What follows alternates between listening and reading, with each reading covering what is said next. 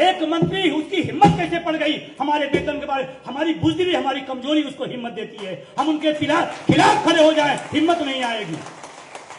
हिमाचल में गया, वहां पर हमारी टीम को हमको नोटिस मिली, निर्वाचन आयोग नोटिस दिया कि आप राजनीतिक दल की आप प्रचार कर रहे हैं। हमने कहा, मैंने नारा लगाया हिमाचल में, वोट फॉर वोट हमारा है, निर्वाचन आयोग नहीं तय करेगा, हमारा वोट हम तय करेंगे। हम शिक्षा पे देंगे, चिकित्सा पे देंगे, ओपीएस पे देंगे, वो मेरा संवैधानिक अधिकार है। टंके के चोट पर इकलौता राष्ट्रीय अध्यक्ष हूं। मैं कहता हूं, मैं अपने मुद्दे के प्रति स्वार्थी हूं। एक रेलवे के बड़े नेता हैं, यूपीएस है, यूपीएस है। एक बार टीवी डिबेट में मेरे साथ आ गए। हमने कहा, आप पहले ले लो। वो माइक बंद किए और डिबेट छोड़ चले गए। कोई वोटर हो और वो गैर राजनीतिक हो, ये हो ही नहीं सकता। और अगर वो कह रहा है तो दुनिया के सबसे बड़ा झूठ बोल रहा है। देश के अर्धसैनिक बलों को पुरानी पेंशन न देना, ये कौन सा राष्ट्रवाद है?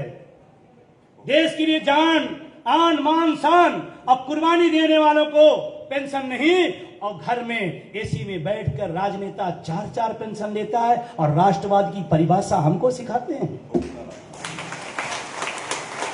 यही सवाल कुछ सत्ता को तीखा लगता है।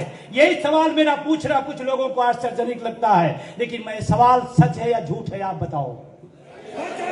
मैं तो कहता हूं, इस देश के अगर पुरानी पेंशन सबसे पहला हक है तो देश के अर्धसैनिक बलों का हक है या नहीं है? पहला हक उनका बनता है। अरे माँ बाप को छोड़ करके, छोटे छोटे बच्चों को छोड़ करके देश की सुरक्षा में, और लौटेंगे नहीं लौटेंगे इसका भरोसा भी नहीं रहता, उसके बाद भी वहां पर खड़े डटे रहते हैं, अपनी सर्वस्व कुर्बानी देते हैं, उनको पेंशन नहीं देंगे। और हमने उनसे वादा किया है, और लखीमपुर के साथियों, आपसे भी एक वादा, उनके हाथ में हाथ मिलाने और साथ में साथ मिलाने को कहूंगा। हमने उनसे कहा है कि आप चिंता नहीं करना, आप देश की सुरक्षा करना, आपके बुढ़ापे की सुरक्षा ये लखीमपुर के साथी मिलकर करेंगे, उसको लड़ाई को लड़ेंगे। तैयार हैं? अब आता हूं पेंशन पर। पुरानी पेंशन कितने लोग चाहिए? अरे पूरा हाथ, सभी लोग नहीं, झूठा झूठा नहीं उठा लिए, सबको चाहिए, पूरे हाल को। और प्रधानमंत्री जो सरकार वहां कमेटी बनाती है कि नहीं चाहिए पुरानी, अरे इधर भेज दीजिए, हाथ उठवा दीजिए। ये कोर्ट कमेटी बना रहे हो, विशेषज्ञ बैठा रहे हो, अर्थशास्त्री बैठा रहे हो, इधर भेजो लखीमपुर में, तराई का बेल्ट है, ठंडाई भी जाएगी और जन्मदिन भी जाएगा। सही है नहीं सही है? 1 मिनट में सर्वे, कितने को चाहिए ओपीएस? सबको। क्या चाहिए? क्या चाहिए? क्या चाहिए? सारा सर्वे खत्म 1 मिनट में, और आप कमेटी बना घूम रहे हो। मजेदार है, कुछ लोगों को वेतन भत्ता बनाना होता तो कमेटी नहीं बनती। पता है कौन लोग हैं? जानते हैं क्या? जानते हैं क्या?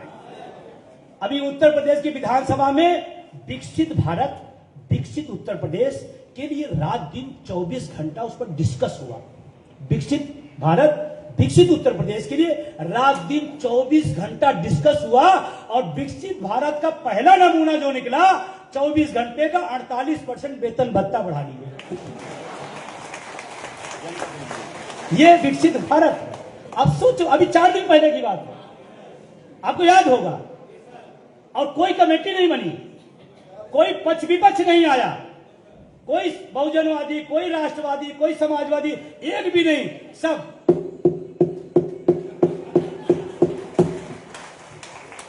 तो हम सुबह जब पेपर पढ़े तो हमने कहा, नारा तो विकसित भारत, विकसित उत्तर प्रदेश का दिया, और ये तो 48%, 24 घंटे में 48%। अगर ये 48 घंटा चर्चा किए होते तो क्या बढ़ाते? और जो हमारी पेंशन की बात आएगी, पैसे की बहुत कमी है, पूरा देश गवाह हो जाएगा, और उत्तर प्रदेश तो बंगाल की खाड़ी में समा जाएगा। पैसा है ही नहीं है, हम कहां से वेतन देंगे, हम कहां से पेंशन देंगे, रोजगार देने के लिए पैसे नहीं, लाखों वैकेंसियां खाली हैं, उसके लिए दलित नारायण, और अपने लिए मैं कहता हूं ईमानदारी से, अगर पैसे की कमी है तो मेरे लिए है तो आपके लिए भी होनी चाहिए, आपके लिए भी होनी चाहिए। अब इसमें जब बात पूरी बोली जाती है तो इसमें पार्टी वाले भी हमारे खिलाफ हो जाते हैं। ये बात ना उठाया करो। कई पार्टी के नेता हमसे कहे तो अपनी बात किया करो, हमारी बात क्यों करते हो। कई लोग ऐसे कहे अपनी बात करो। हमने कहा तुम लोगे, हमको नहीं दोगे तो हम जनता में जाके बताएंगे कि भाई हमको दे रहे हैं मिर्चा खाने को, अपना हलवा खा रहे हैं। तो हम जब मिर्चा खाएंगे तो बताएंगे ना भाई हम तो मिर्चा खा रहे हैं, हलवा खा रहे हैं। तो हलवा जब खाएंगे जनता जानेगी। और मुझे इस बात की खुशी है, ये बात पूरे देश के अंदर गई। इस बात को पूरे देश, आपकी तनख्वाह के बारे में जानते क्या चर्चा होती है सबने, अरे सरकारी कर्मचारी वेतन बहुत है, इतना है, बोरा घर में रखे हैं, निकाल खर्चा नहीं कर पा रहे हैं। आपके वेतन के बारे में पूरा समाज को एकदम से उल्टा कर दिए हैं। और उनका जो वेतन बत्ता कहते चुप रहो। तो हमने कहा जो हमारा किए तो हम भी थोड़ा नंगा करेंगे। और मैं बता दूं, एक बार मैं जा रहा था पश्चिम बंगाल, ट्रेन पे मिल गए कुछ लोग, बुजुर्ग टाइप थे, वो मिल गए आपस में। ट्रेन पे समझो टाइम पास करना है तो आदमी कुछ न कुछ बात तो करेगा, क्यों भाई बलबीर जी, कोई न कोई तो करेगा। अब दो बुजुर्ग थे, कह रहे नेताओं को पेंशन मिलती है, भाई ये तो बहुत गलत बात है। और कहते हैं कर्मचारियों को पेंशन नहीं मिलती, ये तो बहुत गलत बात, नेता साले बहुत हरामी हो। हमारी बात नहीं उनकी बात है, वो दोनों बुजुर्ग बात करें। और मैं बगल बैठा मुस्कुरा रहा था। तो हमने कहा नहीं आप जो बात बता रहे झूठ है, नेताओं को पेंशन नहीं मिलती, बेचारे वो बड़े गरीबी में जी रहे हैं। तो हमारे ऊपर अरे यार पढ़े लिखे हो यार, आप कुछ नहीं पता। हमको कुछ नहीं पता, नेताओं को नहीं मिलती, कर्मचारियों को वेतन बहुत मिलता। अरे आप कैसे आदमी है आप, हम इस लड़ने लगा। लेकिन मैं उसमें मजा आ रहा था कि कम से कम मेरी फैलाई बात लोगों तक पहुंची। और आप चर्चा चारों तरफ हो रही, और चर्चा करना चाहिए, आपको भी चर्चा करना चाहिए। गांव जाओ, नेताओं के वेतन भत्ते की बात करो। यहां मंत्री खुलेआम कहता है, एक मैं नाम नहीं लूंगा, एक मंत्री हैं, खुलेआम उन्होंने कहा कि लाखों रुपए लेते हो, पढ़ाने पे पैसा नहीं है। और आप बोला नहीं बोला, एक मंत्री, उसकी हिम्मत कैसे पड़ गई हमारे वेतन के बारे, हमारी बुजदिली, हमारी कमजोरी उसको हिम्मत देती है। हम उनके खिलाफ खड़े हो जाएं, हिम्मत नहीं आएगी, क्योंकि हम नहीं बोलना चाहते। हमारे पड़ोस के जो हमारे पड़ोस के विधायक जी, हम कैसे पंगा ले ले, हमारी जाति के सांसद जी हैं कैसे पंगा ले ले, वो आपको तो पंगा ले लेते हैं, आप लेने में हिचकते हो क्यों भाई। जब अपनी अपनी लड़ाई आए तो अपने साथ खड़ा होना हो। जैसे सदन में सबका अपना अपना एजेंडा, अपना अपना झंडा, अपनी अपनी विचारधारा, लेकिन जब वेतन की बात आती है तो इतना तो समझदारों हैं कि इसमें सबका लाभ है। और जब हम पेंशन की लड़ाई में कहते हैं अटेवा के साथ आओ, नहीं मैं फला गुट से जुड़ा हूं, मैं फला संगठन, अरे संगठन छोड़ो, गुट छोड़ो, पहले ओपीएस ले लो, फिर जो ताली बजाते रहना, कोई दिक्कत नहीं, पहले पेंशन ले लो, जैसे नेता लेता है, जैसे नेता समर्थन कर देता है। समझ बात आ रही। अब चाहिए पेंशन की बात, आगे चलता हूं, नई वाली चाहिए पुरानी वाली। गजब के आदमी विश्वनाथ जी आप, दुनिया नई की तरफ भाग रही है, ये कह रहे पुरानी चाहिए। अच्छा बस ईमानदारी बताइए, आपको घर कौन सा चाहिए, नया, मोबाइल कौन चाहिए, नया, कपड़े कौन चाहिए, नया, और पेंशन ऐसा क्यों। ओल्ड इज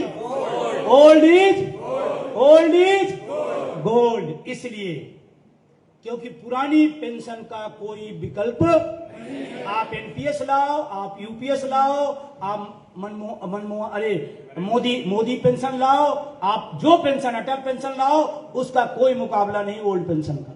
और ओल्ड पेंशन ही पेंशन है, बाकी सब बकवास है। समझ में आ रही बात नहीं है। ओल्ड पेंशन ही हमारी सामाजिक सुरक्षा है। और हमारा सरकार की लड़ाई इसी है कि सब चीज नहीं चाहिए तो आप पुरानी क्यों ले रहे हैं। तो हमने उनसे कहा कुछ चीजें ऐसी होती जो शाश्वत होती है, जैसे एक दूसरे का सम्मान करना।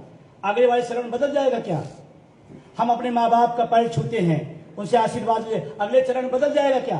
कुछ चीजें शाश्वत होती हैं, उसी तरह ओल्ड पेंशन शाश्वत है, सही है। मैं आपसे कह रहा था तो आपको क्लियर हो गया, नहीं चाहिए। देखिए बोला करिए। देखिए होता क्या है, हम लोग क्या है, राजनेताओं और राजनीतिक रैलियों में जा जाके सुनने के आदी हो गए। जैसे मन की बात सुन रहे हैं, जन की बात नहीं सुन रहे हैं। तो हम भी उसी तरह अभ्यस्त हो गए कि मन की बात सुनना है बस।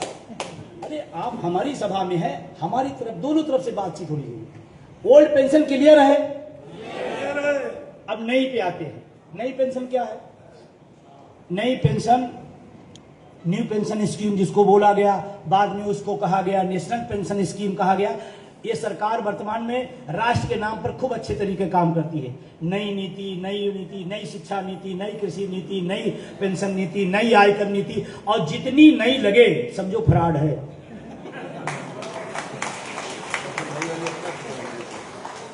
और अगर यही लेना हो तो विधायक लोग भी नई वाली ले ले, भाई ले ले, नहीं ले ले, क्यों नहीं पंजे? नई वाली वो भी ले ले।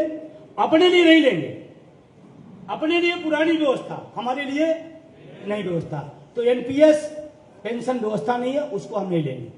हम सब उसका विरोध करते रहे और सरकार 20 साल से उसका गुणगान करती रही। एनपीएस में है, एनपीएस में है, एनपीएस में ऐसा होगा, करोड़ों मिलेगा, आपके पास पैसा रखने की जगह नहीं मिलेगी और इतना घर भर जाएगा, 2-4 घर बनवाना पड़ेगा। मार तारीफ पे तारीफ, तारीफ पे तारीफ, तारीफ पे तारीफ। भैया अचानक क्या हुआ? एनपीएस छोड़ के यूपीएस पे आ गए।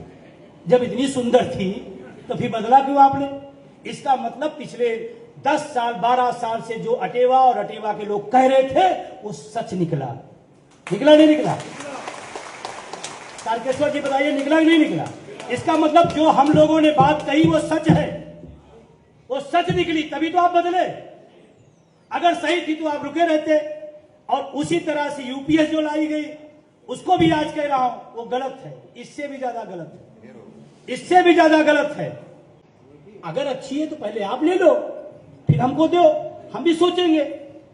और अभी कुछ संगठन उसकी तारीफ करते घूम रहे हैं और कुछ संगठन ऐसे भी हैं जो अगर संशोधन की बात कर रहे हैं। थोड़ा होशियार भी रहना है। आपके बीच आएंगे, नहीं अगर इसमें ये हो जाए तो अच्छा रहे। देखो हम लोग उदाहरण देते, बुरा नहीं मानिएगा, बुरा नहीं मानिएगा। हम कहते मेरी माँ है तो माँ है, और हम जब कहते हैं मेरी माँ जैसी है, जैसी है लेकिन माँ नहीं है। यूपीएस, एनपीएस, ओपीएस नहीं हो सकती, नहीं हो सकती। आप एक नहीं 1000 संशोधन कर दो। तो कुछ संशोधनकारी भी घूम रहे हैं, कुछ यूपीएस की तारीफदारी करते घूम रहे हैं। एक रेलवे के बड़े नेता हैं, यूपीएस ये है, यूपीएस है। एक बार टीवी डिबेट में मेरे साथ आ गए, हमने कहा आप पहले ले लो। वो माइक बंद किए और डिबेट छोड़ चले गए। हमने कहा अगर इतनी अच्छी है, आप यूपीएस की ओपीएस की मलाई खा रहे हो और हमसे कह रहे हो यूपीएस बहुत अच्छी है। घूम घूम के वो सरकार के वकील बने हुए हैं, खुद ओपीएस ले रहे हैं और हमको यूपीएस समझा रहे हैं। ऐसे लोगों से भी सचेत रहना है। आपके बीच आते हैं, संशोधन की बात करते हैं, तारीफ की बात करते हैं। हमारी आपकी एक मांग है, हूबहू पुरानी पेंशन। और अब तो ये नहीं है कि नहीं हो सकता, नहीं हो सकता। 4 राज्य में हो गया ना, किसने कराया? इसी अटेवा एनएम ओपीएस के साथियों के संगत बदौलत। पहले पश्चिम बंगाल में अकेले ओपीएस थी, आज राजस्थान, छत्तीसगढ़, झारखंड, हिमाचल, 4 राज्यों के अंदर लड़ाई और संघर्ष के दम पर पुरानी पेंशन अटेवा ने बहाल कराया है। 4 राज्यों में अगर हो सकती है तो क्यों नहीं आगे हो सकती है? और आपको अब विश्वास तो करना ही पड़ेगा। नहीं है तो हिमाचल के लोगों से फोन कर पूछ लो, राजस्थान से पूछ लो, झारखंड छत्तीसगढ़ पूछ लो, पेंशन मिल रही नहीं मिल रही है। तो अगर झारखंड दे सकता है तो उत्तर प्रदेश क्यों नहीं दे सकता? क्या उससे हम कमजोर हैं? क्या उससे हमारे आर्थिक शक्ति कम है? अरे उत्तर प्रदेश में जितने टोल प्लाजा, उनका टोल प्लाजा का पैसा इकट्ठा कर लो तो पेंशन हो जाएगी।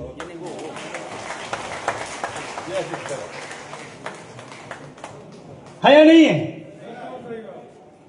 और डरना भी नहीं कि नहीं होगा।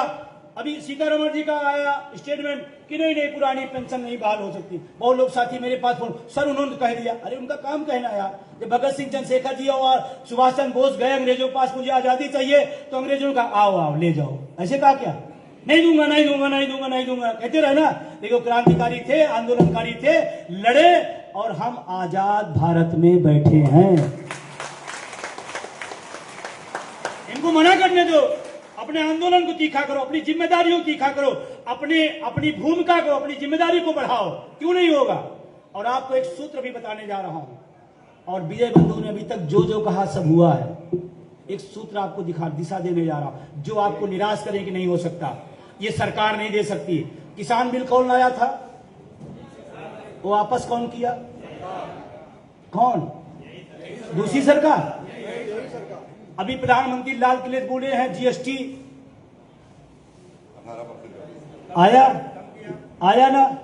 कौन सी बात इन्होंने कहा हो और वापस ना आए हो? यही हिम्मत की बात है। और मैं आपको एक इशारा देने जा रहा हूं कि पेंशन क्यों बहाल हो। अभी मेरा पूरा फोकस बिहार है। क्यों? अभी अगर चुनाव है तो आप बिहार क्यों जा रहे? अरे दुर्भाग्य है इस देश का, हमारा राजनेता, राजनीतिक तंत्र और राजनीतिक दल 4.5 साल सुनते ही नहीं। 4.5 साल सुनने ही नहीं है। वो जो 6 महीना बचता है उसी में सुनना सुनाने का काम शुरू होता है। तो वो 6 महीने वाला काम बिहार में आ गया है। ठीक है ना?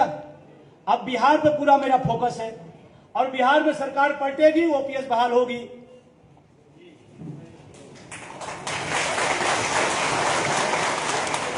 बिहार में सरकार बदलेगी, ओपीएस बहाल होगी। और अगर बिहार में सरकार बदल गई और ओपीएस बहाल हो गई तो उत्तर प्रदेश सरकार 27 के पहले बिना पेंशन बहाल करे चुनाव में आने की हिम्मत नहीं करेगी। मैं बता रहा हूं आपको। और इसी रणनीति पे मैं काम कर रहा हूं। इसीलिए कभी कभी मुझे राजनीतिक होने का आरोप लगता है कि शिक्षक कर्मचारी संघ राजनीति सिखा रहे हैं। अरे यार, पढ़ा लिखा आदमी मास्टर राजनीति नहीं करेगा, ठेला वाला करेगा। अच्छी परिभाषा आपने हमको बता दिया, हमने मान भी लिया। होता नहीं ऐसे जाइए फिर, अरे यार प्राइमरी मास्टर राजनीति करते, बड़ा साला हमने है, संविधान हम जानते हैं, कानून हम जानते हैं, और ठेला वाला कह रहा है तुम राजनीति करोगे। अरे इस देश का मास्टर राजनीति नहीं करेगा तो फिर इस देश में राजनीति करने का किसी को नहीं है। बंद करो। गलत तो नहीं कर रहा हूं। ये माइंडसेट, इसको हटाइए। आपसे कोई कहे आप राजनीति कर रहे हो तो बिल्कुल करूंगा। क्यों करूंगा?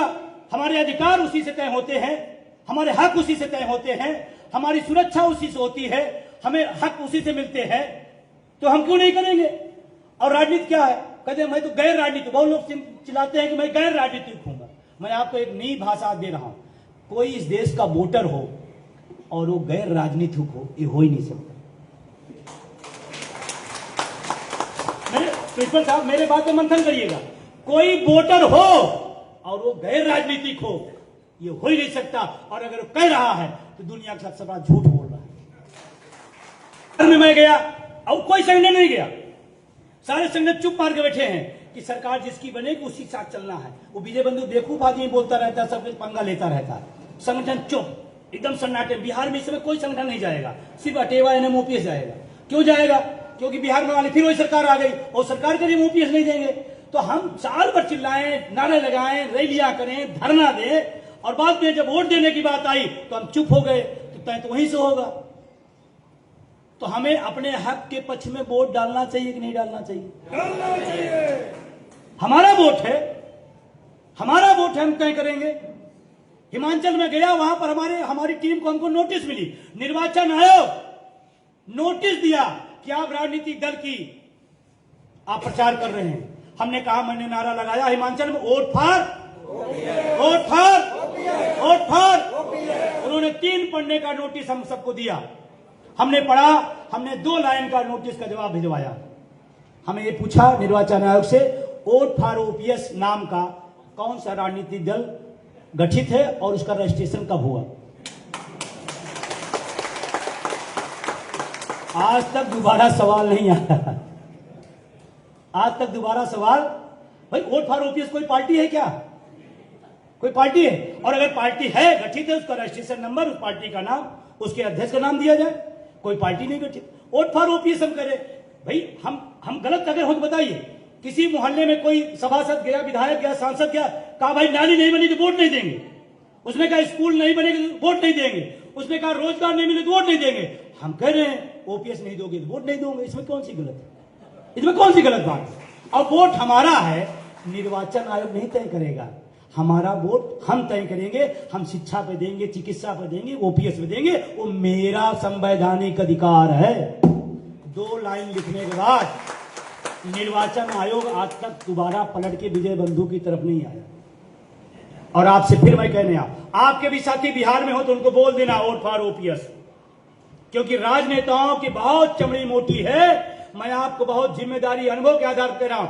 सत्य असत से कोई मतलब नहीं, न्याय अन्याय से कोई मतलब नहीं, गलत और सही से कोई मतलब नहीं। जब उनकी कुर्सी फंसती है तभी आपको सुनते हैं, अदरवाइज नहीं सुनते। ये बात बहुत होशो हवास में कह रहा हूं।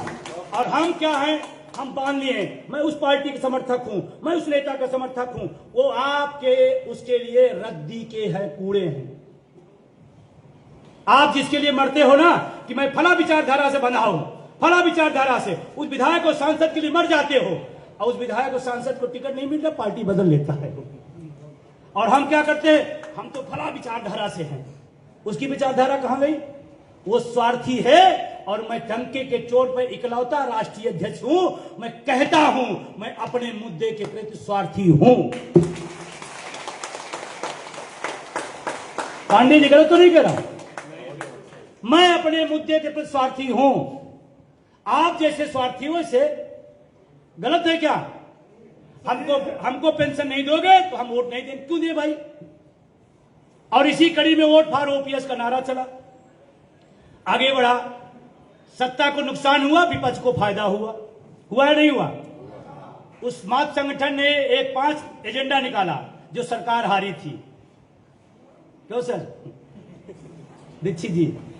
5 कारण बनाए कि उत्तर प्रदेश में लोकसभा में हार के कौन कौन से कारण है।